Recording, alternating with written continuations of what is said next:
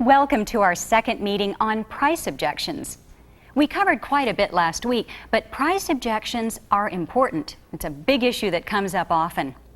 If you recall, we left off discussing what happens when the problem is budget instead of value.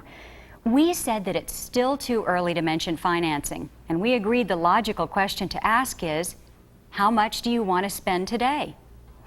Now, in response, our customers will generally give us a figure. Let's say it's $200 less. Okay, fine. So we find an alternative selection that's in our customer's price range, and we show it. The question now is, do we add value to the lesser priced option with feature, advantage, benefit grabbers? No. We still want to sell the more expensive product. Don't give up hope. Remember, all customers at one time or another have spent more than they originally thought they would. We all have. How we choose to demonstrate the alternate product or service can make or break our chance of maximizing customer service. Here's what we do. We keep the more expensive sample with us, let's say a faucet, when we show the lower priced alternative. Without doing anything to enhance the value on the lower priced sample, we say, how about this one? Our customer may very well see the lower priced alternative as less than appealing and decide to go with the original faucet. After all, we've worked very hard to sell that faucet, and our work will usually pay off. On the other hand, if our customer indicates a preference for the lower priced alternative, by all means, we sell it. Certainly, we want to make the sale, whether it's a higher priced or a lower priced faucet. Just watch our customers for clues before we decide which route to take. If our customers hesitate at all on the alternative, either verbally or physically, attempt to make the sale on the original faucet. Well, how much did you want to spend today? Well, I was really thinking about $100 less than that. Okay. Well, how about this one? Oh.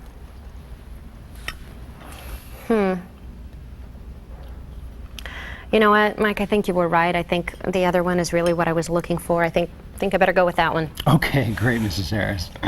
I'll get started on that right away. Okay, now we get down to financing. If our customer's final objection to both the higher and lower priced faucet is an inability to pay, this is where we can mention financing. Never use financing to close the sale until we know that the customer really wants the product or service you're selling, but can't afford it.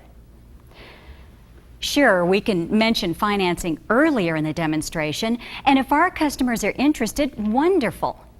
We tell them all about the financing options because we'll be able to sell them more. Also, we use financing to encourage upgrades and to sell add-ons. Go ahead, but we should never ever try to use financing to close the sale unless we've determined that there's no objection other than the customer's inability to afford what he or she really wants.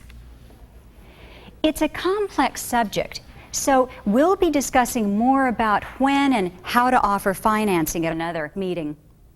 Finally, there are two other price-related objections we should cover. The first one is the objection based on comparisons to do-it-yourself store prices. Here, the key is to simply offer feature, advantage, benefit grabbers that show the greater value of buying from our company.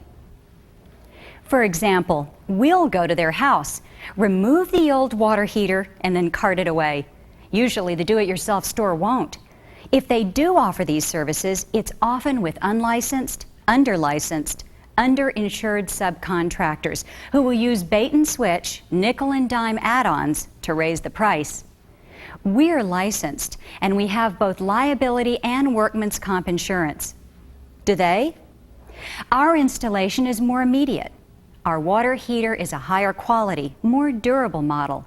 We'll make sure the installation is up to code and we'll be there for the customer if something should go wrong. Who will be responsible at the do-it-yourself store if the water heater breaks down? Is it the subcontractor who installed it? Is it the manufacturer? Or is it the store who sold it? If and when they do finally replace it, They'll charge extra for installation and any parts that are needed. Some home centers sell a downscaled version or knockoff of the original high-quality product. With our company, there are no hidden charges. When something under warranty fails, we take care of it quickly and completely. And the last type of price objection we'll cover is the dreaded phone quote comparison. Let's take a look at a short role play to see how we might handle this kind of obstacle. Yeah, you're right, Mrs. Barnes. It's got just the right capacity for what you'll need. Now, how are we doing on price? Well, to be perfectly honestly with you, Mike, I made a call this morning and I got a quote for about $200 less than yours to put in a new water heater. Oh, I see. Well, that's a pretty good price. Let me ask you this. What exactly was he including in that price? Well, you mean besides installation and the water heater? Yeah, sure. Well, let me explain. You see, there are some details that can put the actual cost of the job way above the quoted price. As you know, my shop uses a flat rate pricing system, so we know that everything is included. But many companies will give you a price based on just the water heater and the basic installation. Right. Is there more? Well, they often don't mention the need for necessary materials or additional services. You know, they're extra. For example, what about removing the old water heater we have now and carting it away? I mean, is that included or is that going to be extra? Did he check to see if there was a code shutoff valve to the heater? Was that included? How about a code gas shutoff? He didn't say. I don't know. Okay. And which one did he have in mind? I mean, is it the same capacity tank that we're considering? Did he size it to fit your needs? Did it have the same brass drain valve for durability? And, you know, what kind of warranty is he offering? Is it just on the tank? How about the controls and reinstallation? Yeah, I get it. I get it. I'm beginning to wake up here, Mike. Oh, I didn't realize there was such a difference between water heaters. Oh, gosh, don't feel bad. No, it's not something you buy every day. No. Well, how about a service contract to protect the investment you're making on our new water heater?